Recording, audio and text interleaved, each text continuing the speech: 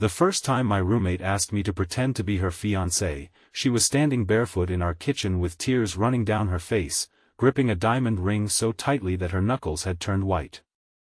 I thought she was joking, until she looked straight into my eyes and whispered, "Please, Adrian. If you don't do this, I'm going to lose my family." I had no idea that saying yes would force me to uncover a secret she had been hiding for years, or that, hours later, in front of everyone she loved, she would pull me close and whisper the words that would change everything: "Kiss me like you mean it." Before we begin, if you believe in kindness, forgiveness, and second chances, please like this video, leave a comment, share it with someone you care about, and subscribe for more heartfelt stories. Your support helps us bring more inspiring stories to life. I had lived with Brielle Hart for almost 2 years before I realized how much pain she carried behind her smile. We met through a housing listing when I was 28 and desperate to find an affordable apartment after my previous roommate moved across the country.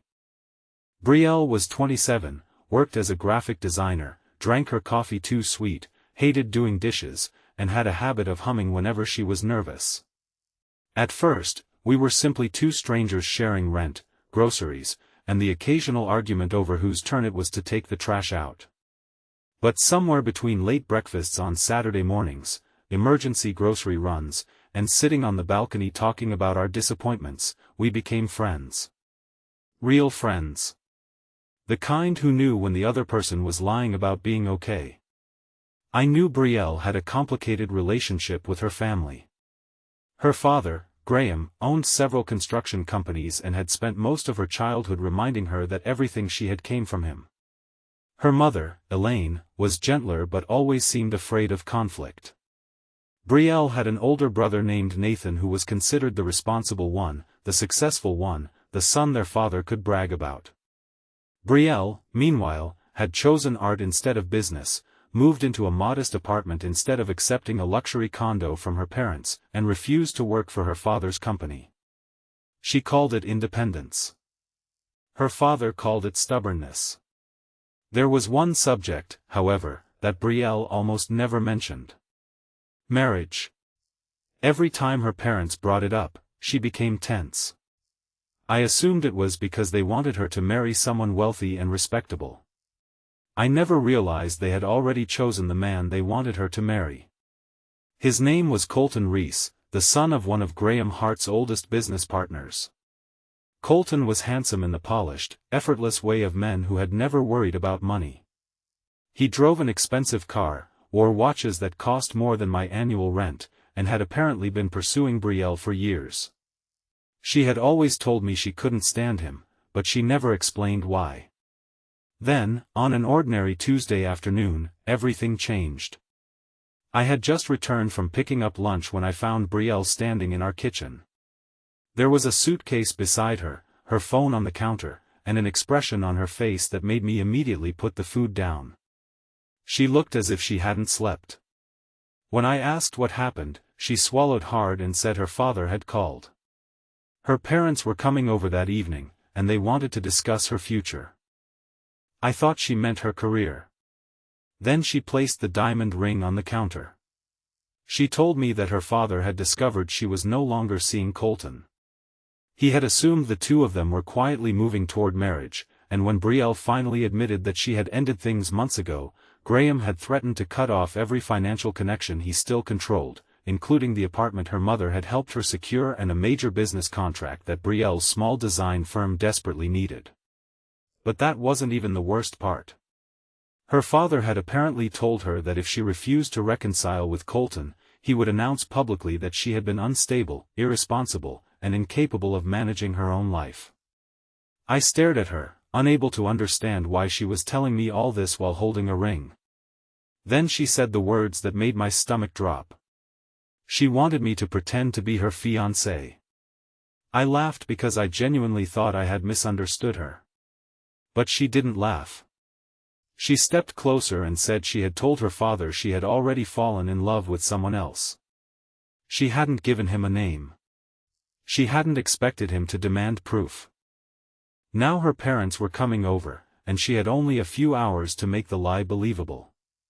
I asked her why she had chosen me. Her eyes filled with tears, and she admitted that I was the only man in her life her family had never heard about. More importantly, she said, "You're the only person I trust enough to stand beside me." That sentence hurt more than I expected.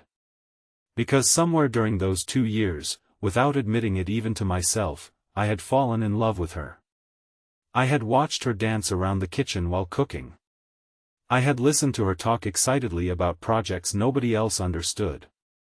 I knew she cried quietly when she was overwhelmed. I knew she pretended to hate romantic movies but always stayed until the end. I knew she kept old birthday cards in a drawer because she couldn't throw away anything connected to someone she loved.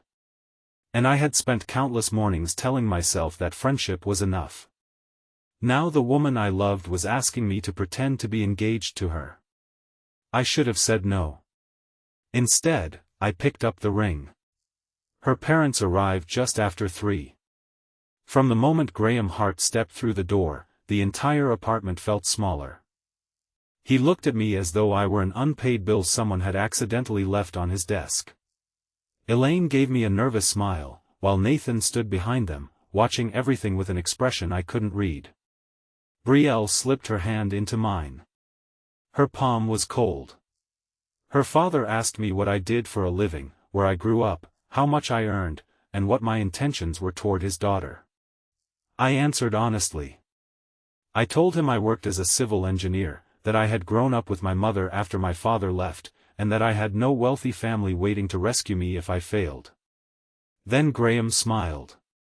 It wasn't a friendly smile. He said that if I intended to marry Brielle, I should understand that her family expected certain things. He talked about social events, business connections, reputation, and responsibility. He made it clear that he didn't consider me good enough. I looked at Brielle. She looked terrified. So I squeezed her hand and told her that I wasn't marrying her family. I was choosing Brielle. For the first time that afternoon, Graham had nothing to say. Then the doorbell rang. Colton walked in. Brielle's face went completely pale. He had been invited by Nathan. That was when I realized this wasn't simply a desperate family dinner. Someone wanted Brielle's lie to collapse. Colton looked at our joined hands and then at the ring. His expression changed for only a second, but I saw it. Hurt. Anger. Possessiveness. He congratulated us with a smile that never reached his eyes. Then he casually mentioned that Brielle had never told me about the night she broke up with him. I looked at her. She looked away. Suddenly, the room felt dangerously quiet. Colton said there was something I deserved to know. He claimed Brielle had begged him to stay with her because she was afraid of being alone. He said she had promised they would eventually get married. He even produced old messages on his phone. I felt something inside me collapse. Not because I believed him completely. Because Brielle hadn't told me. I had agreed to become her fake fiancé, believing I knew the person I was protecting. Now I wondered whether I had only known the version of her she wanted me to see. When I finally got her alone in the hallway, I asked her what she was hiding. She began crying. She admitted Colton was telling the truth about one thing. She had begged him not to leave. But not because she loved him. She had been trying to keep him from revealing something. Something that had happened at her father's company. She finally told me the truth. Months earlier, Brielle had discovered that Nathan had been manipulating financial records inside one of their father's companies. She found payments being redirected through another business and realized someone was stealing millions of dollars. When she confronted Nathan, he threatened her. He told her that if she exposed him, he would make sure their father blamed everything on her because she had access to several design and marketing accounts. Brielle went to Colton for help because his family was involved in the company's financial operations. Instead of helping her, Colton used the information against her. He told her that if she didn't return to the relationship, he would give her father evidence that could make her look guilty. She had spent months living under that threat. And there was more. The design contract her father had threatened to cancel wasn't just a contract. It was the evidence trail. Brielle had been quietly gathering documents that could prove what Nathan had done. She wasn't trying to escape her family. She was trying to save them from the truth. I felt ashamed. I had spent the last hour wondering whether she had used me. She had spent months risking everything to protect people who had never protected her. I told her I was sorry. She wiped her face and whispered that she didn't need an apology. She needed to know whether I was still willing to stand beside her. Before I could answer, Graham called everyone back into the living room. Nathan was holding a folder. He accused Brielle of stealing money from the company. Everything happened at once. Her mother started crying. Graham demanded an explanation. Colton stood silently, watching. Nathan kept repeating that he had tried to protect his sister but couldn't ignore what she'd done. Then Brielle looked at me. She looked exhausted. For the first time, I saw what she had been carrying. She had been fighting alone. So I stepped forward. I told Nathan that if he was accusing Brielle, he needed to prove it. I asked him why several documents in his folder had been printed only that morning when some supposedly represented transactions from months earlier. His face changed. I had noticed something because engineering had taught me to look for inconsistencies. Numbers had patterns. Dates had patterns. Lies often did too. I asked to see the original digital records. Nathan refused. That refusal was enough. Brielle opened her laptop. She had backups. She had spent months preparing for exactly this moment. The room went silent as she showed her father the transactions, the transfers, the altered invoices, and the messages Nathan had sent threatening her. Graham stared at his son. Nathan's confidence disappeared. Then Colton spoke. He admitted he had known about the fraud. He had helped Nathan hide it. But he also admitted something else. He had been threatening Brielle because Nathan promised him a partnership in the company if Brielle married him. The betrayal was deeper than anyone had imagined. Elaine covered her mouth with both hands. Graham sat down slowly. Nathan began crying and insisting that he had only taken the money because he was drowning in debt. He said he never intended to destroy the family. But some choices destroy things even when you don't intend them to. Brielle stood there shaking. I moved beside her. She whispered that she couldn't do this anymore. I told her she didn't have to. She looked at me with tears in her eyes and asked whether I had meant what I said earlier, that I was choosing her, not her family. I told her I did. Then she reached for my hand. Her parents were watching. Her brother was broken. Colton was being led outside to speak with investigators. And somehow, in the middle of all that chaos, Brielle leaned toward me. Her lips barely moved when she whispered, "Kiss me like you mean it." My heart nearly stopped. Because this time, it wasn't part of the lie. I kissed her. Not for her father. Not for Colton. Not to make our fake engagement believable. I kissed her because for 2 years I had loved her silently, and I was tired of pretending that I didn't. When we pulled apart, she was crying. So was her mother. Graham looked at me for a long moment before quietly saying that he had spent years believing money could protect his children from pain. He finally understood that all it had done was teach them to hide it. He apologized to Brielle. Not perfectly. Not dramatically. Just honestly.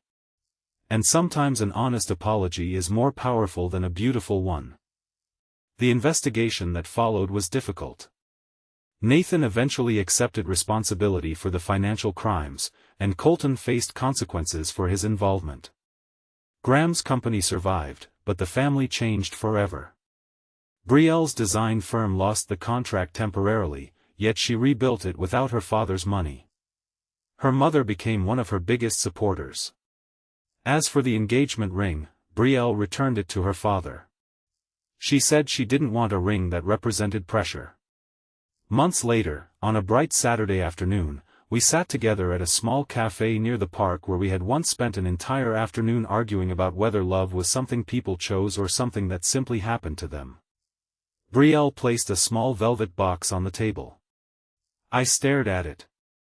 She smiled nervously and said she had spent months thinking about the difference between pretending and choosing.